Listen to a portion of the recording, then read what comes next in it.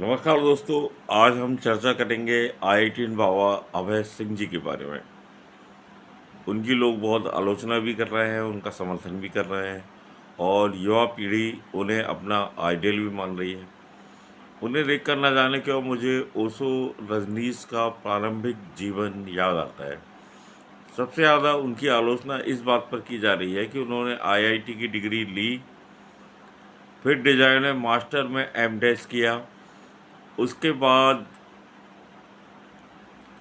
Photography में उनकी रुचि जाग गई।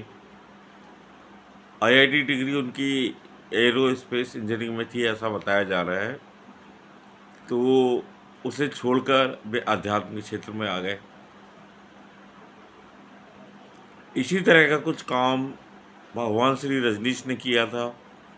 वे भी कॉलेज में प्रोफेसर थे।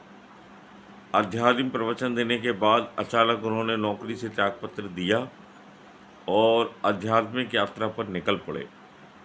कुछ कुछ कहानी इनकी भी वैसी ही है। कनाडा में इनका 36 लाख का पैकेज था, ऐसा बताया जाता है। उसे छोड़कर ये आध्यात्मिक यात्रा में आ गए। माता पिता के बारे में उन्होंने कुछ बोला है, उस बारे में हम चर्चा नहीं करेंगे। कुछ लोग कह रहे हैं कि इनका दिल टूट गया इसलिए बाबा बन गए, तो ये तो स्वाभाविक है, एक उम्र होती है। ये भी आलोचना का कोई आधार नहीं है।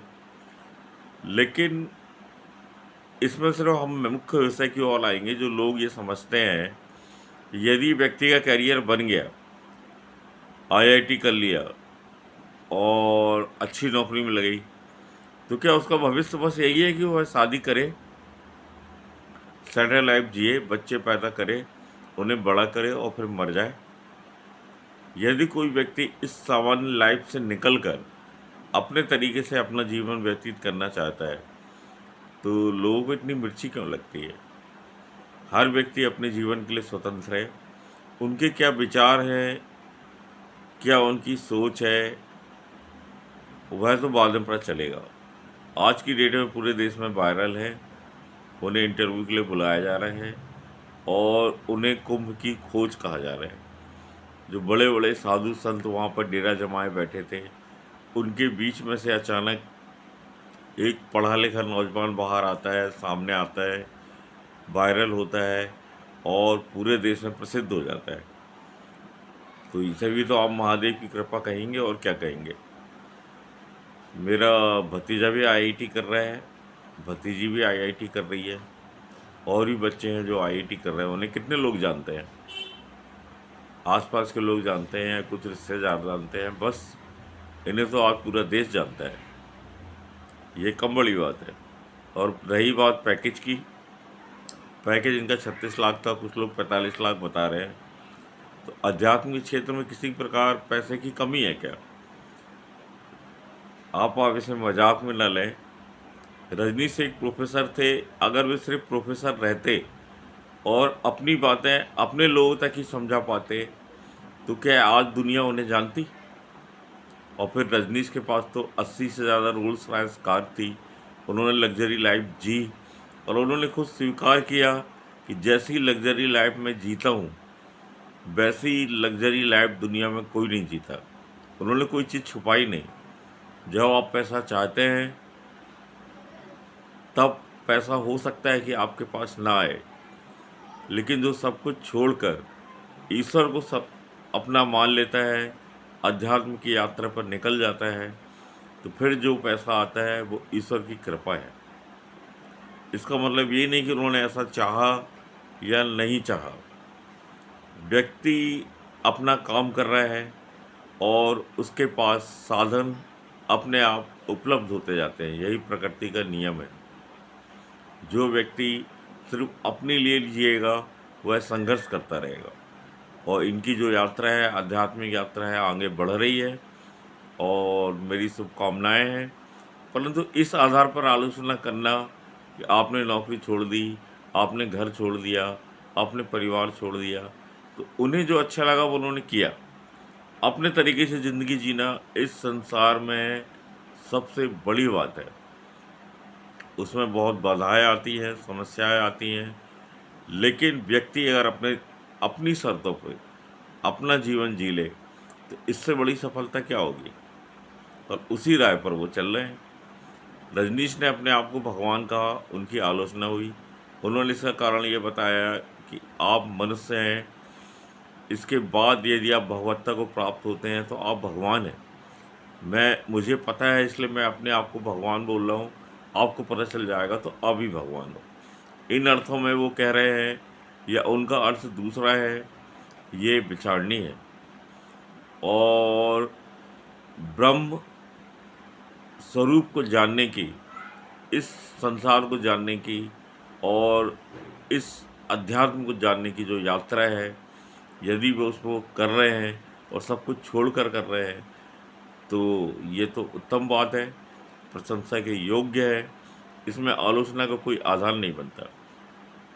यदि आप घर गृहस्थी के चक्कर में फंसे रहेंगे या फिर आप सामान्य रूटीन लाइफ जिएंगे, तो आपकी आध्यात्मिक यात्रा किस दिशा में जाएगी, उसमें कई बार संशय उत्पन्न हो जाता है।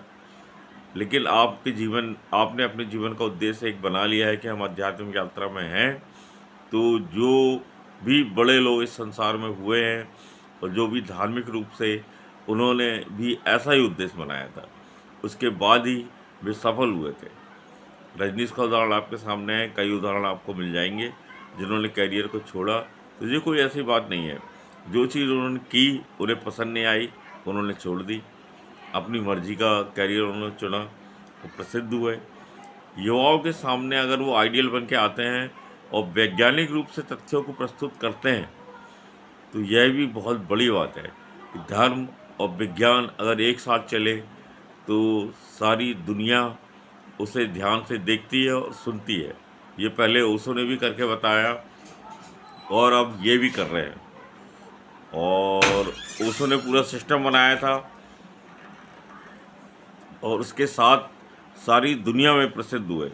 आलोचना का सामना उन्हें भी करना पड़ा, अपने जीवन काल में उन्हें भी आक्षेप सहने पड़े, लेकिन उनने अपना एक विराट शिष्यों का जो समूह गठित किया पूरे देश और दुनिया में, उसके कारण अध्यात्म जगत को, उनकी देन को नकारा नहीं जा सकता। उन्होंने जो दिया तर्क के आधार पर दिया, और तर्क की शुरुआत इन्होंने भी की है।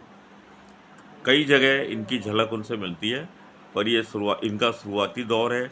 और ये कहना कि रजनीश के रास्ते पर जा रहे हैं, अभी बहुत जल्दबाजी होगी। लेकिन आध्यात्मिक यात्रा जो वो कर रहे हैं, उसके लिए वे स्वतंत्र हैं, और जो आलोचना कर रहे हैं वो भी अपने तरीके से आलोचना करेंगे। सबका दृष्टिकोण अलग है, सब अपने अपने दृष्टिकोण के हिसाब से उन्हें देखेंगे। आप आज की बात इतनी ही। आपको ये बात कैसी लगी आप ज़रूर बताएं, और यदि वीडियो पसंद आया हो तो इसे लाइक करें और चैनल को सब्सक्राइब करना ना भूलें।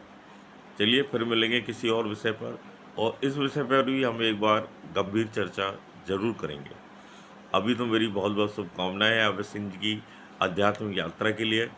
आज वो प्रसिद्ध हुए हैं, प्रसिद्धि का जो उन्हें मौका मिला है अपनी बात रखने का, वो रख रहे हैं, और जो वो कर सकते हैं वो कर रहे हैं, और उन्हें यही करना चाहिए, क्योंकि जो उनके विचार हैं उन्हें भी लोगों को जानने का मौका मिल रहा है, और लोग अपने हिसाब से अपनी अपनी धारणा बनाएंगे, परंतु जीवन वो अपने तरीके से जी रहे हैं, उसका मैं समर्थन करता हूँ।